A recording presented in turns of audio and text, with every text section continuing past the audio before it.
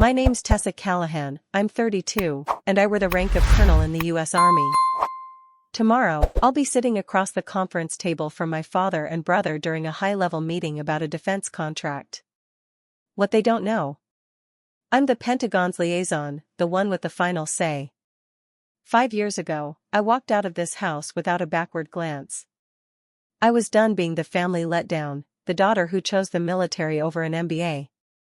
My dad once said the army was for people who had no real direction. That was the last real conversation we ever had. Tonight, I'm back here for a family dinner. My mom will go on about Connor's latest promotion, Dad will give a proud nod, and someone will toss a half-hearted, still moving around a lot, Tess, my way. I won't argue.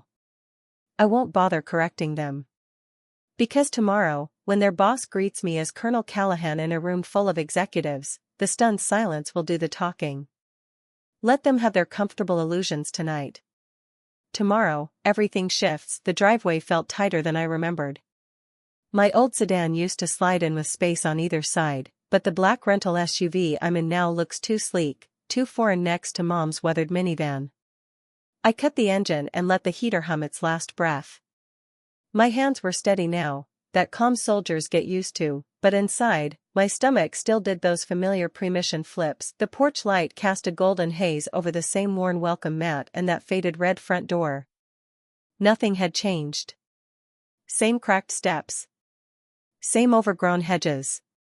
And the same old weight pressing on my chest, the odd mix of being completely invisible and completely judged. All at once, I rang the bell before remembering I didn't need to. Tessa? Mom's voice floated from the kitchen. She didn't come to the door. It's open. Of course it was. I pushed the door open and stepped inside.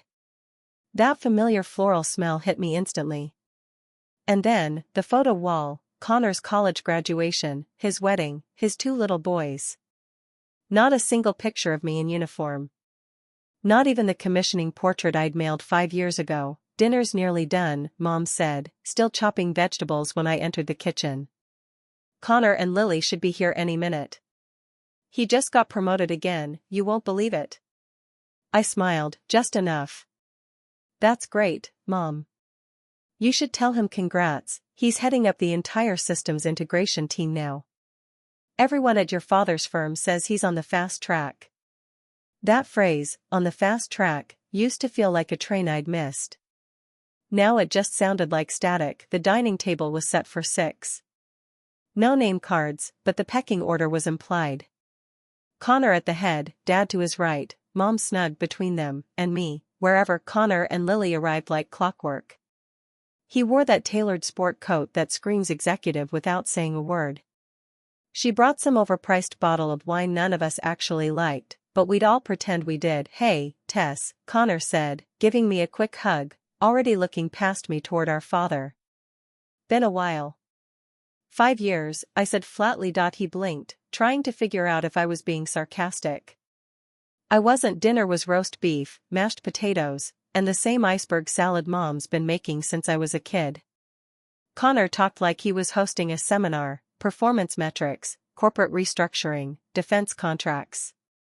He even mentioned something about their team working with military logistics. Dad looked like he was about to burst with pride. And you? Mom turned to me, wearing that smile that didn't quite reach her eyes. Still moving around with the army? I sipped my water. More or less. Still a captain? Dad asked, eyes glued to his plate. Something like that. Must be hard, Connor added. Always in the field, no long-term plan. Just following orders, huh? I didn't respond. I didn't need to. Upstairs, tucked neatly in my suitcase, my uniform was ready. The Silver Eagle insignia gleamed even in the dim light. Through the fabric, the Silver Eagle glinted, quiet but commanding.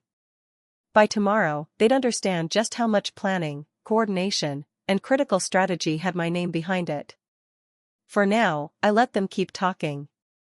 It would be the last time they ever spoke over me like I wasn't even there. I ended up spending most of the night in my childhood room, perched on the edge of the same narrow bed, topped with the faded quilt my grandmother sewed when I was 12. The walls were a time capsule, frozen snapshots of the version of me they used to root for. There were basketball trophies, perfect attendance certificates, honor roll awards, college acceptance letters, everything from the days before I signed on with the ARC program. After that, I stopped being their golden child. I became the family warning sign. There were no framed write-ups about the cybersecurity awards I'd won, no snapshots from my overseas deployments, no certificates celebrating my promotions, first to major, then to lieutenant colonel. The most significant milestone of my life? Making full colonel in Army Cyber Command by age 30? Completely erased in this house, I still remember the day I told them about the ARC scholarship.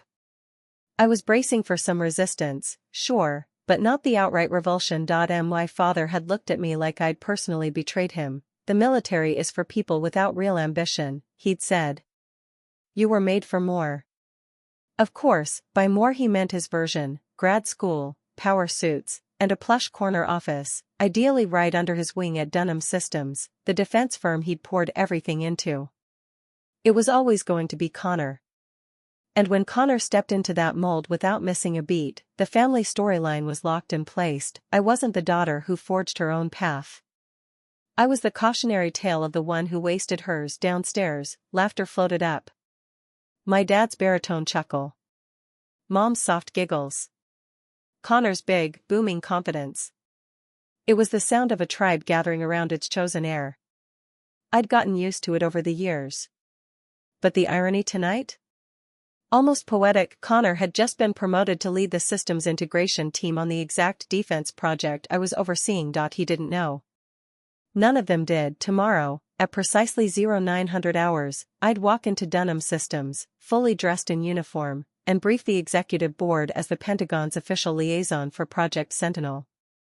I'd be reviewing the same tactical blueprint Connor bragged about over mashed potatoes. Back upstairs, I unzipped my suitcase and lifted out my uniform. Midnight blue, crisp and immaculate. My ribbons and medals lined up in perfect order. The colonel insignia shone softly under the lamp.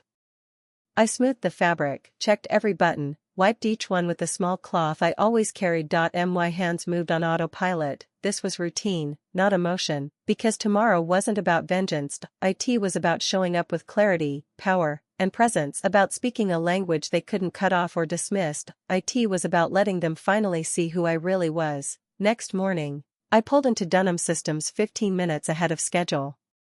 The lot was already filling with early arrivers in fitted suits and polished shoes, flashing their badges through security checkpoints.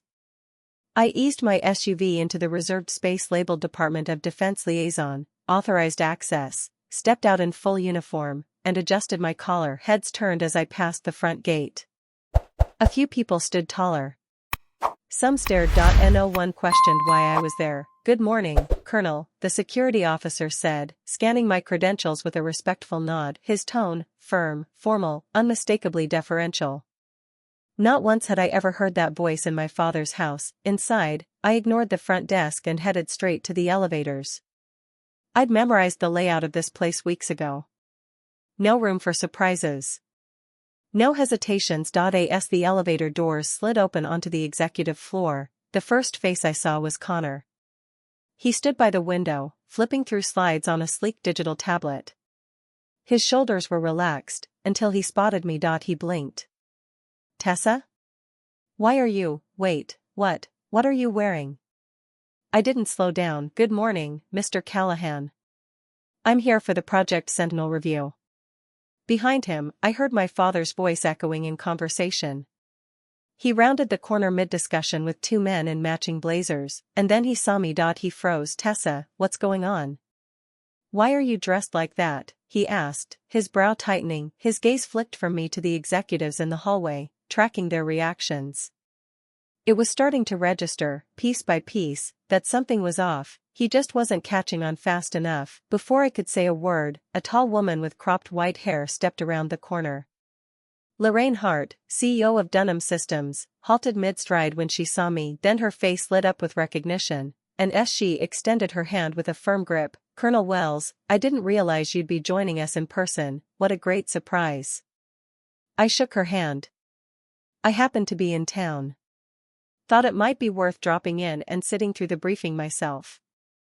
Absolutely.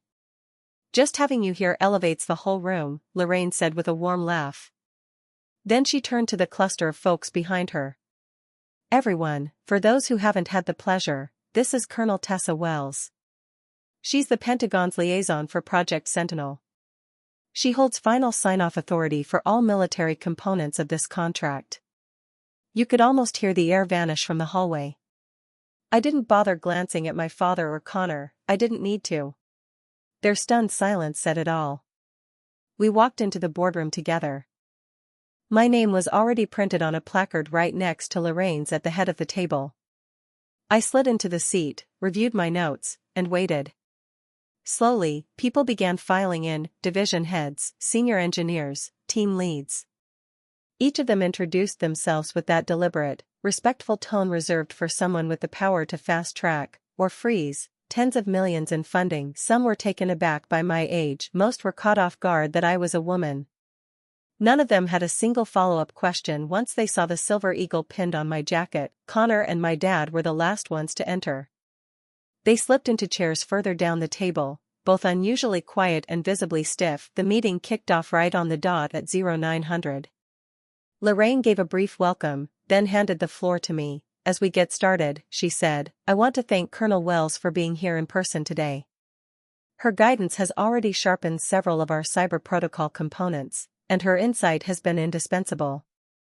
I stood up, walked them through the key milestones we'd reached, then laid out several non-negotiable updates I expected implemented before the next funding phase. I made direct eye contact with every speaker. I asked for clarification, requested backup documentation, and moved with full authority. And then it was Connor's turn. He stood up slowly, clearly thrown off balance. As the systems integration lead, I've been working on a revised rollout plan for Phase 2, he started, his voice unsteady. I believe the updated strategy aligns well with our current performance targets. I waited, arms folded, giving him space to finish. Then I spoke. Mr. Callahan, I said calmly, keeping my tone measured. Could you clarify how your proposed plan accounts for the latency thresholds outlined in the most recent Department of Defense directive? He blinked. I'll have to go back and double-check that section. You'll need to. Those benchmarks aren't flexible, I said. Please revise the protocol draft and send it to my office no later than end of day Thursday. Yes, ma'am, he said quickly, nodding. The room held still for a moment, but I carried on as if nothing had happened.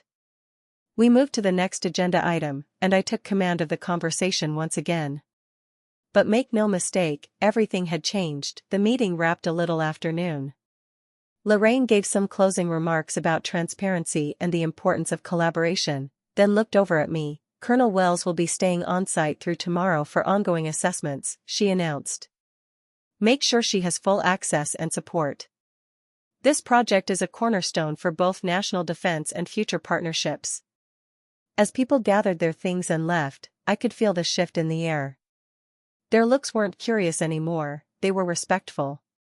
I didn't have to justify my presence now, I'd earned my place. And they knew it.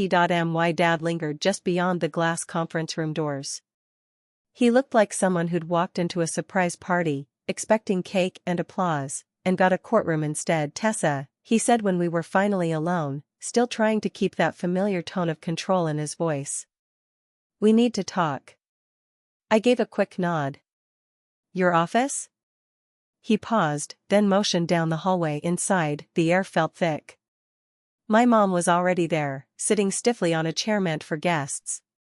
Connor stood by the window, arms crossed, jaw tight.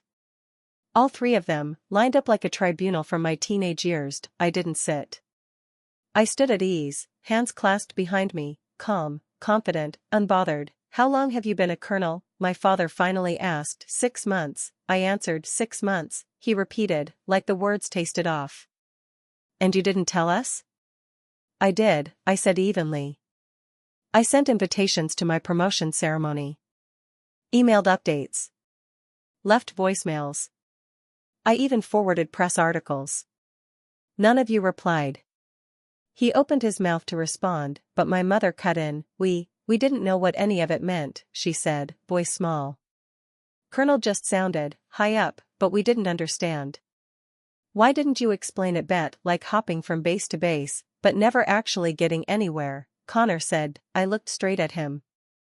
You joked last night that people in the military just follow orders. You laughed when you said it. He shifted uncomfortably. I didn't realize this was what you were doing. You never asked, I said again, calmly. My mom reached for her purse, then paused. Tessa, I don't even know what to say. We should have been there. For your commissioning. Your graduation. All of it. I thought you were pushing us away. I shook my head. No. I just stopped waiting for you to show up. The silence that followed was dense, awkward, necessary, real. My dad finally cleared his throat. So, what now? You want us to put something in the company newsletter? Public acknowledgement? An apology? I shook my head. I want exactly what I've always wanted, respect. For my work, for my choices. For not being a failure just because I didn't follow your roadmap. Connor stepped away from the window, softer now. You reviewed my work today and you were fair. You didn't embarrass me. I wasn't there to do that, I said. I was doing my job. He nodded slowly. You were sharp. In control. It was kind of incredible. It might have been the first honest compliment I'd ever gotten from him. My father stood, but didn't move closer. You've built something we don't understand, he said, voice lower than usual. That's on us. We thought we knew better. We didn't. And for the first time, I heard something in his tone that wasn't resistance or arrogance. It wasn't surrender either, but it was a beginning. He extended his hand. Not for show, not stiff or awkward. It was the same quiet, steady gesture I'd seen 100 times during promotion ceremonies, a simple offering of respect. Colonel Wells, he said, voice thick. I owe you an apology. I misjudged you, completely. I took his hand. Firm, steady. No anger. Just closure. I accept. My mom blinked fast, then stood too. We'd like to try again, if you'll let us. One step at a time, I said. And for the first time in years, I actually believed that might be possible. 6 months later, my apartment in Washington, D.C. was quiet, but full in all the right ways. The open concept space looked out over the PTOAC building, city lights blinking behind clean glass windows. My bookshelves held cybersecurity manuals, a few framed commendations from the field, and 1 or 2 medals tucked in like bookmarks. Nothing flashy. Just enough. That night, my family came to my table, in my home, on my terms. Dad was the first to arrive, carrying a framed magazine cover. Thought you might want a copy, he said. It was a feature piece from a national defense journal, me, in full dress uniform, standing beside General Kincaid and Lorraine Hart. A smile that didn't need explaining. He handed it to me carefully, like it was made of glass. Had this hanging in my office for a while now. Thanks, Dad, I said quietly. That means something. Mom followed a few minutes later, clutching a warm pie tin with both hands. Apple, she said, giving me a shy smile. Still your favorite, right? It is. She looked around the space, neat and minimalist. It's so clean, so put together. I don't know how you keep it like this. I thought about cracking a joke, something about military habits, but held back. She was making an effort. That was enough. Connor and his wife came last, with a fancy bottle of wine and a weird kind of peace in their posture. Not forced. Just easy. And for the first time, I realized this version of family might actually work, not because we went back to who we used to be, but because we finally saw each other for who we'd become. Later that night, while the sound of dishes clinked softly in the kitchen and the conversation had mellowed into warm, familiar tones, Connor pulled me aside. I used that rollout structure you suggested, he said, keeping his voice low. The team pushed back at first, but it actually works. Way better than what we had. I tilted my head. Did you tell them where you got it? He grinned, a little sheepish. Eventually. After I let them think I was a genius for about 5 minutes. I smirked. As long as it's working. It is, he said, nodding. And so are you. I mean, you really have it together. I don't think I've ever told you that. No, I said. You haven't. Well, he added, almost shy, I'm saying it now. Across the room, I caught a glimpse of my father standing near my bookshelf. His eyes had settled on one medal in particular, the cyber defense citation for stopping a foreign breach that could have taken down 2 federal networks. He didn't turn around. Just said quietly, I remember reading about that one. Didn't realize it was you leading the response. It was, I said simply. He didn't say anything else. Just gave a slow nod. It wasn't some big cinematic ending. There were no grand speeches or background music swelling under emotional dialogue. But it was real. And honestly, that made it better later, with everyone gathered in the living room, drinking coffee and working through the last slices of Mom's pie. My dad lifted his glass. To Colonel Tessa Wells, he said. Who proved that worth doesn't come from following someone else's map, but from carving your own. Everyone raised their glasses, and I looked around the room, really looked. For the first time, I saw something I'd never seen growing up. Not pity. Not polite tolerance. Recognition. Earned. Unshakable. And in that moment, I realized something important. The victory wasn't in finally being seen. It was in knowing that even if they hadn't, I still would have kept going. I used to believe I needed their approval, that if I just worked hard enough, maybe one day they'd see me for who I was. But the truth, I didn't need recognition to be real. I already was. Walking into that boardroom in uniform, that wasn't about revenge. It was clarity. Calm, undeniable presence. I didn't have to explain myself. I was the explanation. They once said I was throwing away my potential. That I'd never become anything worthwhile, and yet there I was, leading the very initiative they'd staked their careers on. That moment didn't rewrite history. It didn't fix every wound, but it did something better. It proved I never needed their path to create value. So if they underestimate you, let them. Keep building, keep becoming, and when the time comes, show up fully, calmly, unshakably, because the strongest proof isn't what you say, it's who you've quietly become.